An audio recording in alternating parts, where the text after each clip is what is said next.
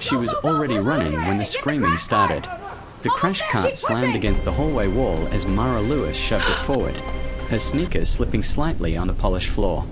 Monitors were blaring from room 312. A code blew. Move aside, Again. now! Her heart pounded so hard ready. she could taste Good. metal. Follow me. Move. Dr. Hargrove barked as he rushed past her, snapping on gloves. What are you waiting for? I'm right behind you. Increase the Mara oxygen. shot Please, back. keep bagging. They burst into the room.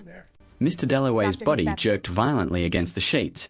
His eyes rolled back, foam collecting at the corner of his mouth. The heart monitor shrieked in one long, flat scream before stuttering back into chaotic rhythm. Epinephrine, now! Hargrove demanded. Mara's hands moved automatically, but something felt wrong. She had checked Mr. Dalloway less than 20 minutes ago. He had been stable. Weak, but stable. I just saw him, she said, breath shaking. His vitals were steady. Well, they're not steady now. Hargrove snapped. Push it. She injected the dose. The room smelled like antiseptic and panic. Another nurse, Carla, pressed the oxygen mask tighter against the patient's face. Come on, Carla whispered, almost pleading. Stay with us. The monitor skipped, dipped, and then, slowly, steadied. Everyone froze. Hargrove exhaled sharply. His back. Mara stepped away from the bed, her pulse still racing. She glanced at the chart clipped to the rail. Something wasn't right. The dosage listed for Mr. Dalloway's earlier medication had been adjusted. Increased. She blinked. She hadn't made that change. Did you alter his morphine level? She asked Carla quietly. Carla frowned. No. I thought you did. Before Mara could respond, Hargrove tore off his gloves. He's alive. That's what matters. Chart it and move on. But, Mara started. Move on, he repeated, colder this time. She swallowed her protest. It was 3:07 a.m. And she had a feeling this wasn't over. 2 weeks later, Nurse Evelyn Carter didn't show up for her shift. At first, no one panicked. Evelyn was never late, but things happened. Traffic, family emergency, illness. By 8 a.m., whispers had started. By noon, administration called it what it was. She hasn't answered her phone, the head nurse said stiffly during the staff meeting. Police are doing a welfare check. Mara felt her stomach twist. Evelyn had been the best of them. Calm under pressure. Kind even when exhausted. She stayed late without complaint. She fought for patients no one else paid attention to. And she had argued with Dr. Hargrove more than anyone. I'm telling you, Evelyn had said just days before she vanished, her voice low but fierce in the break room. These dosages are wrong. Patients are crashing. Tired, nurse. Go home. You're overreacting, Hargrove replied smoothly. Complications happen. Not like this. Mara remembered how Evelyn's hands trembled slightly as she held her coffee. If this continues, I'll file a report. Hargrove's expression had gone flat. Be careful with accusations, Nurse Carter. Now she was gone. 3 days later, the news broke. They found her car near the river. No sign of a struggle. No note. Just her purse on the passenger seat and the driver's door left open. The official word was presumed drowned. Mara stared at the announcement pinned to the hospital bulletin board. Her chest felt hollow. Carla stood beside her. She wouldn't. She wouldn't, Carla whispered. She wouldn't just walk into a river. No. Mara shook her head slowly. No, she wouldn't. The hospital moved on faster than it should have. A moment of silence. A small condolence email. Then new schedules were posted. But things began happening. At 3:07 a.m., call lights flickered in empty rooms. Charts were corrected. Medication errors were caught before harm was done. Changes that no one admitted making. One night, a patient grabbed Mara's wrist with surprising strength. Who was here? She was here, the elderly woman insisted. The nurse with the soft voice. She told me not to trust him. Trust who? Mara asked gently. The woman's gaze shifted toward the hallway. The tall doctor. Mara felt cold.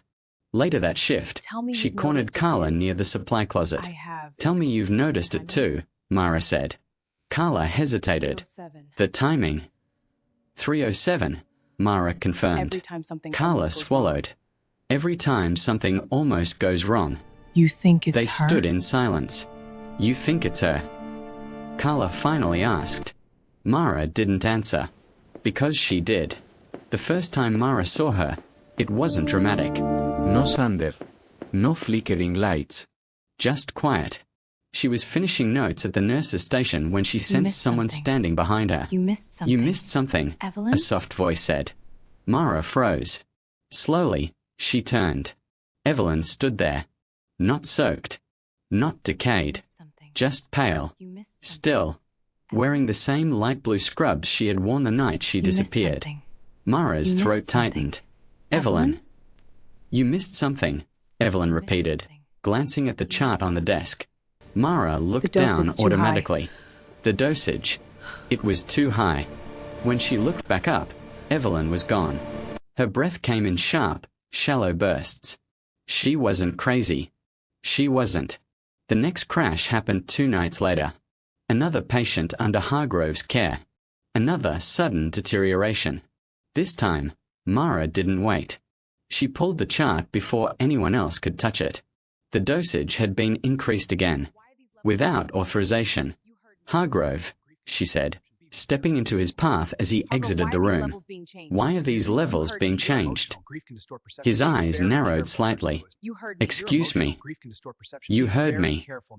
You're emotional, he said calmly. Grief can distort perception. Grief doesn't alter medical records. His voice dropped. Be very careful, Nurse Lewis.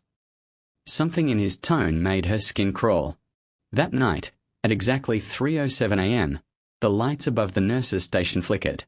Mara didn't flinch this time. Show me, she whispered. The hallway at the far end of the ward seemed darker than usual. And at the end of it, a figure stood waiting. If you're already feeling the tension building, don't forget to like this video and subscribe so you don't miss what happens next. Because this is only the beginning. Mara stepped forward, her pulse steady despite the fear tightening her chest. Evelyn? Evelyn, she called softly. The figure turned and began walking toward the restricted records room. Not floating. Walking. Purposefully. Mara followed. Each step felt heavier than the last. The door to records was locked after midnight. Tonight, it clicked open on its own. Inside, the air was stale. Files lined the shelves. Years of lives documented in ink and paper. Evelyn stopped beside a cabinet. She didn't speak. She simply looked at Mara. What am I looking for? Mara whispered. The cabinet drawer slid open with a slow metallic scrape. Mara's hand shook as she reached inside. She pulled out a file. Mr. Dalloway. Another file. Mrs. Hensley. Another. All patients who under had Hargrove's crashed supervision? unexpectedly. All It's under Hargrove's supervision. And then she saw it. Handwritten notes. Evelyn's handwriting. I have reason to believe Dr. Hargrove is altering dosages to cover surgical errors. If anything happens to me, this is not an accident. Mara's breath hitched. The lights went out. Total darkness swallowed the room. Somewhere down the hall, a monitor flatlined. And footsteps began moving toward the records room. Heavy. Deliberate. Mara clutched the Evelyn, files what to do I her do? chest. Evelyn, she whispered into the darkness, her voice shaking now. What do I do? The temperature dropped sharply. Goosebumps prickled along her arms. A whisper brushed her ear. Don't let him hurt anyone else.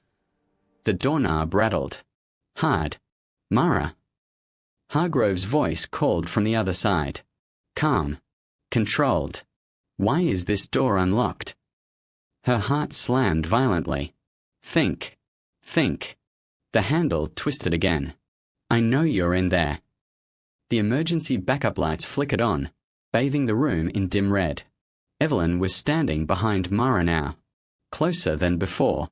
Her expression wasn't peaceful anymore. It was urgent. Angry. He knows, Mara breathed. Evelyn's gaze shifted toward the door, then back to Mara. And slowly, deliberately, Not fear. she shook her head. No, not fear. Fight. The pounding on the door open this grew door. louder. Mara, open this door. Her pulse roared in her ears. He knows. This wasn't grief. This wasn't imagination. This was proof. And she wasn't backing down.